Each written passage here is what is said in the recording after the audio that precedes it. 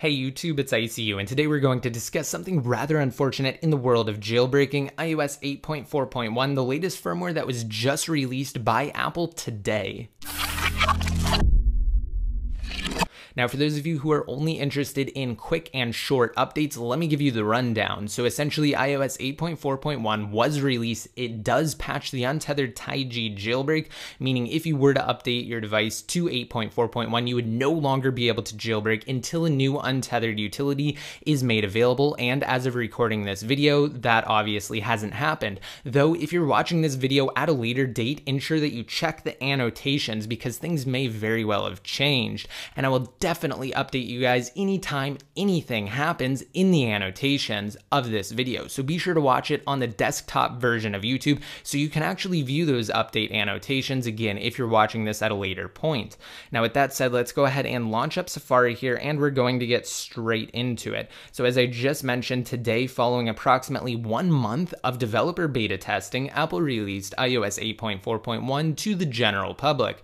Now, iOS 8.4.1 being the first general iOS release since the company issued iOS 8.4 to introduce Apple Music, is a rather unfortunate release for jailbreakers as it patches the untethered jailbreak for iOS 8.4 that was released at the end of June. And with a build number of 12H321, iOS 8.4.1 is available for immediate download either as an OTA software update in the Settings app or via the traditional iTunes method. Though, if you are jailbroken, just note that you will not be able to update to 8.4.1 through the Settings app because Apple blocks OTA updates for jailbroken devices. That's actually a good thing. It means you can't accidentally lose your jailbreak on your device itself just by trying to update through the Settings app. You'd actually have to plug your device into your computer via USB cable and launch iTunes and click on the update prompt. And believe me, it will prompt you to update. So the best way to maintain your jailbreak is to just be cognizant when plugging into iTunes and recognize that it's prompting you to update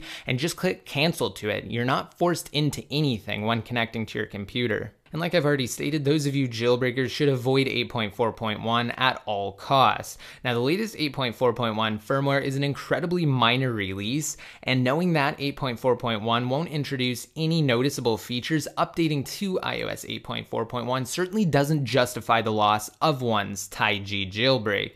And concerning iOS 8.4.1 itself, as suggested by the firmware's OTA release notes, which were previously unknown during the minor firmware's extended beta testing period, yeah, that's right, we had absolutely no clue what 8.4.1 brought to the table, and we didn't know until today. The firmware simply corrects several small issues pertaining to Apple Music and Beats One Radio. Seriously, guys, that's it. Let's go ahead and switch on over here to the changelog for iOS 8.4.1. Now, this is from the Settings app in the OTA update section of a non-jailbroken device. So it states that it introduces improvements and fixes to Apple Music, and that it resolves issues that could prevent turning on iCloud Music Library. It corrects a problem that hides added music because Apple Music was set to show offline music only. It provides a new way to add songs to a new playlist if there aren't any playlists to choose from. 8.4.1 also resolves an issue that may show different artwork for an album on another device.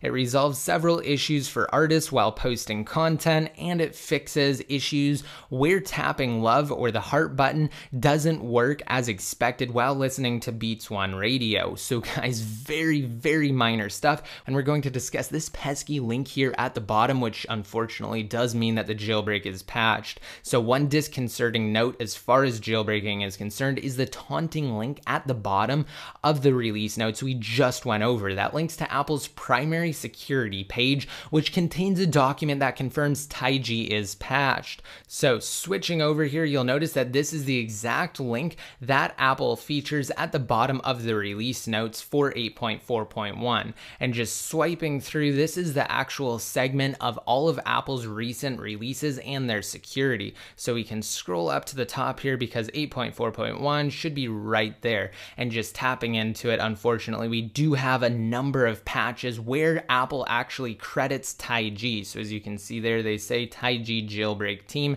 and they're credited to discovering these vulnerabilities and actually exploiting them. So we have a number of vulnerabilities that are patched. Unfortunately, in 8.4.1, Apple does confirm it themselves. So let's go back over here and finish this up. Now, looking back at the beginning of the year in January, when Apple issued iOS 8.1.3 to the public to patch the first TaiG jailbreak, 8.1.3 also attempted to masquerade as a similar, quote, bug fix update containing the same security link that we see in iOS 8.4.1. Now, without employing too much conjecture, it's conceivable that TaiG may have additional vulnerabilities stored that otherwise couldn't be used on iOS 9 due to its, quote, rootless security measures, meaning we may receive another jailbreak for iOS 8.4.1 prior to iOS 9's inevitable public release next month, though it's kind of unlikely at this point. But we will just have to wait and see. Again, things could change at any moment, which is why I recommended earlier to check the annotations. Now, I hope you guys like this video. Again, just an update letting you guys know where everything stands as far as jailbreaking is concerned, and that 8.4.1 does patch the jailbreak, so avoid it at all costs. If this video helped you out, be sure to give it a big thumbs up. I'm also going to hold some new giveaways soon. I'm working on the finer details of things, so click that subscribe button down below next to my channel name if you have yet to and you don't want to miss out on any of my upcoming giveaways. And for those of you who are interested in earning free prizes, all you have to do is just navigate to freeappsfast.com inside of mobile Safari and sign up. Once you do, it's as simple as downloading free applications for points and using said points to again redeem the aforementioned prizes, including paid apps in Apple's App Store and gift cards. Alright guys, and that wraps up everything I wanted to talk about in today's video. If you want to be updated even more often, don't forget to like me on Facebook, follow me on Twitter, as well as Instagram at ICUID. Also, check the cards of this video. There will be important resources for you guys there. And until next time, this is ICU signing out.